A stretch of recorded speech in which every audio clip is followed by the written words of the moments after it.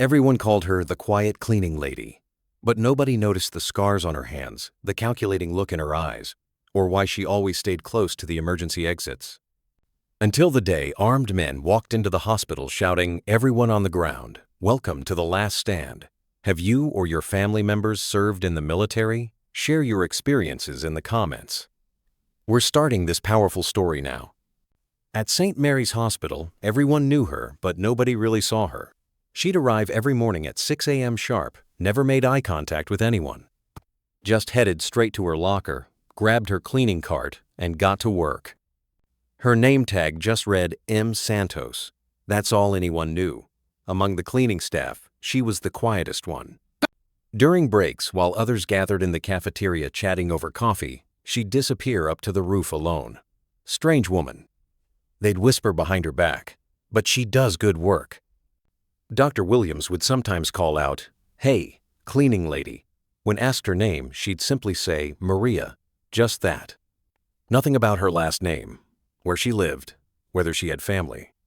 None of it was known. Nurse Jennifer liked observing her, because there were odd details, like how she never used elevators. In the 3-story hospital, she always took the stairs. For my health, she'd tell anyone who asked. Or how she constantly scanned her surroundings while cleaning, like she was waiting for someone, watching for something. And strangest of all, how she changed when cleaning the pediatric ward. The hardness in her eyes would soften. When she talked to the children, her voice was different, but nobody could make sense of these things. The hospital staff had gotten used to Maria, but they didn't take her seriously. They'd categorized her as just cleaning staff. They'd ignore her presence, have private conversations in front of her, act like she wasn't even there. Dr. Peterson was talking loudly at the nurses' station one day. "Security in this hospital is terrible. Anyone could walk in here and do whatever they wanted." Maria was emptying a nearby trash can at the time. Peterson turned to her. "Don't you think so too, cleaning lady?" Maria looked up at him. There was something in her eyes, a calculation, an assessment. But she just said, "Yes, doctor," and continued working. Peterson laughed. "See? Is there anyone here who actually understands security?" Security guard Mike joined in. "This woman's been here 3 years, never said a word about security. Probably doesn't even notice what's going on." Maria heard that conversation. But she didn't react. Just pushed her cart away and slowly disappeared. That evening, as she was leaving, Jennifer asked her, "Maria, didn't what they said hurt your feelings?"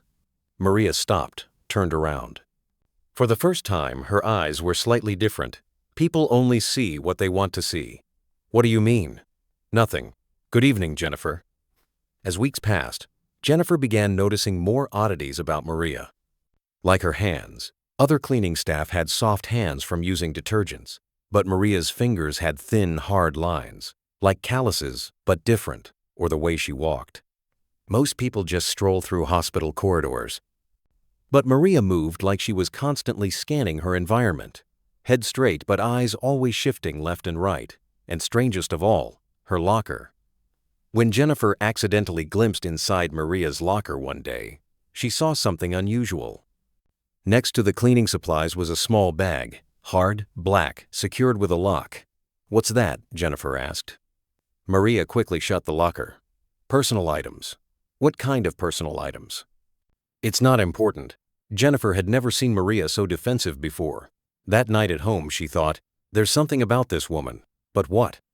Monday morning, Maria's shift started in the pediatric ward. An 8-year-old patient named Tommy was recovering from surgery. When the child saw Maria, he smiled. "Hi, cleaning lady." Maria approached him. For the first time, unaware that someone was watching her. "How are you, Tommy?" "I'm good. Why do you always clean this place?" Maria paused, looked at the child. Something changed in her eyes. "Because children need to be safe." "Why?" "Because." Maria stopped. Then very quietly added, "Because children are innocent, and innocent ones must be protected." Tommy tilted his head. "Do you have kids too?" Maria's hand trembled, just for a second. But Nurse Jennifer caught that moment. "I did," Maria said, very softly. "Where are they now?" Maria was silent for a long time. Then, very far away. And she ended the conversation. Jennifer had overheard this exchange. For the first time, there was fragility in Maria's voice. For the first time, real emotion. This woman had a story. Wednesday, unusual activity began at the hospital. 3 men were near the main entrance. They looked like patient relatives, but something was off. They'd been waiting too long, and they kept watching their surroundings. Security guard Mike hadn't noticed at all, but Maria had. That day while cleaning, she changed her route, started spending more time near the main entrance. She was observing the men. Jennifer noticed this. "Maria, why do you keep going up and down today? Just work. But you're following a different route than usual." Maria stopped, looked at Jennifer. There was a decision-making moment in her eyes. "Jennifer, don't leave the pediatric ward today." "What? Why?" "Just don't leave, until I tell you." Jennifer was shocked. "Maria, you're scaring me. What's happening?" "Nothing, I hope." And Maria walked away. Jennifer had a bad feeling inside. Maria knew something. At 2:30 p.m., alarms started blaring. "Attention, this is not a drill. The hospital is in lockdown. All personnel and visitors remain calm and stay where you are." Jennifer was on the 3rd floor of the pediatric ward at that moment. 12 child patients, 4 nurses, 2 doctors. Everyone was panicking. "What's happening?" Dr. Peterson shouted. Jennifer looked out the window. The men at the main entrance now carried weapons. Her heart stopped. And then Maria walked through the door. But this wasn't the Maria they'd seen before. Her walk had changed. Her posture had changed. Her eyes were completely different. Sharp, focused, commanding. Everyone moved to that room. Now, her voice was authoritative. "Who are you to give us orders?" Peterson yelled. Maria gave him such a look that Peterson stepped back. That look was dangerous. "Move now. The children's lives are in danger." Jennifer was shocked. This wasn't the quiet cleaning lady she knew. This was someone else. And as Maria left through the door, Jennifer saw something. Maria had a small pistol holstered at her waist. 15 minutes later, strange things started happening in the hospital. First, a power outage. Then the main security systems went down. Then the gunmen's radios stopped working. Police were outside the building, but they didn't know what was happening inside. Jennifer was looking out the window. The armed men on the main floor were confused. Their systems weren't working. They couldn't communicate. And then, silence. No gunshots, no shouting, just silence. 30 minutes later, police announced over megaphone, "Building secure, threat neutralized. Personnel can evacuate calmly." Jennifer was amazed. How had it ended so quickly? When they went downstairs, here's what they saw. 6 armed men unconscious on the floor. Not killed, just neutralized. But how? Police Chief Johnson told the press, "We were unable to identify the person or persons who carried out this operation. Professional work. No civilians were harmed." Maria didn't come to work the next day. Jennifer was worried. She checked her locker. Empty. Personal items gone. Security guard Mike. She was a strange woman anyway. Probably got scared and quit. But Jennifer thought differently. Maria hadn't seemed scared. Quite the opposite. That evening at home, she thought, yesterday's events. Maria's behavior, the gun, and suddenly it hit her. Maria's hands, those thin lines, the calluses, they weren't from cleaning work. They were from pulling triggers. Maria didn't come to the hospital for 3 days. Jennifer was worried and started investigating. First, she looked at personnel files. M. Santos, application date 3 years ago. References unclear. Previous work experience, private sector cleaning services. But Jennifer knew this wasn't enough. That woman wasn't ordinary.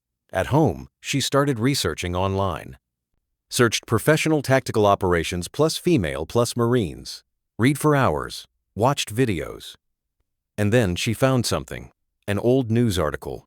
Female Marine sniper missing after Kabul operation, presumed dead. The photo was blurry, but looked like Maria. Name: Staff Sergeant Isabella Rodriguez. Jennifer's heart raced. She picked up her phone and called the police station. Who carried out the operation at her hospital last week? Sorry, we can't share that information. Investigation ongoing. But someone saved our lives. We want to know who it was. Detective Morrison paused. Why are you asking? Because I think I know who it was. The next day, Jennifer was waiting for Maria at work, but Maria didn't come. In the evening, a vehicle stopped in the hospital parking lot. Two people got out, Police Detective Morrison and an older man in military uniform. Jennifer saw them and ran over. You're looking for Maria, aren't you? The military man turned. Colonel James Walker, U.S. Marines. Who are you? Jennifer, nurse. I worked with Maria. Is she the person you're looking for? Walker's expression changed. Are you referring to Isabella Rodriguez? Yes. There was something different about her during yesterday's events. Morrison interrupted. Do you know who carried out that operation? Jennifer hesitated. Maria. I mean Isabella. But she was only working as cleaning staff. Walker took a deep breath. Isabella Rodriguez was listed as missing 3 years ago. After her last mission, she went through a difficult situation. After that, nobody saw her. Why was she working as cleaning staff here? Because, Walker said quietly, she wanted to disappear, but apparently she still has protective instincts.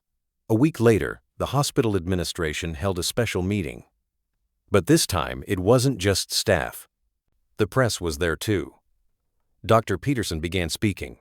Last week's events. The door opened. Colonel Walker entered, followed by Morrison and Maria. But this time, Maria stood in military posture. Clean uniform, neat hair, straight posture. Walker approached the microphone. Ladies and gentlemen, I present to you Staff Sergeant Isabella Rodriguez, 15 years of service in the Marines, Scout Sniper Specialist. The room fell silent. Walker continued. Sergeant Rodriguez went out of service 3 years ago after a difficult operation. During this time, she worked at your hospital and protected you. Peterson listened with his mouth open. In last week's operation, she single-handedly neutralized 6 armed attackers. No civilians were harmed. Jennifer stood up. Maria, Isabella, we didn't know. Isabella spoke for the first time. You didn't need to know. I just wanted you to be safe. Colonel Walker, Sergeant Rodriguez has never failed a mission in her 15 years of service. She is a Navy Cross recipient. Morrison added, and last week's operation was one of the cleanest tactical operations we've seen. Peterson stood up. I apologize for underestimating you. Isabella nodded. No problem, Doctor. Everyone sees what they think they see. Walker turned to Isabella. Sergeant, the Marines want you back. Isabella thought for a long time. Colonel, I served for 15 years. Now I want to serve differently. What do you mean? I want to stay here, but not as cleaning staff. The hospital director stepped forward. We offer you the position of security director. Isabella smiled. I accept, but I have one condition. The pediatric ward will be my responsibility. Jennifer stood up and started clapping. All the hospital staff followed suit. Peterson, while clapping, from now on, I'll call you by your correct name, Director Rodriguez. Isabella bowed her head. Thank you. But the children can still call me Maria. Maria, Isabella, no longer hid her identity. Hospital management offered her the security consultant position. She accepted, but with one condition. The security of the pediatric ward would be her responsibility. The children now called her guardian angel. She still cared for them with the same compassion, but nobody called her just cleaning staff anymore. Because they had learned, sometimes the strongest protection comes from the most unexpected place. Sometimes heroes don't wear uniforms, they just carry power in their eyes. And sometimes, the past isn't forgotten, it's just used for a better purpose. This story teaches us, the ordinary people you see around you may actually have extraordinary stories. Don't dismiss them, don't underestimate them.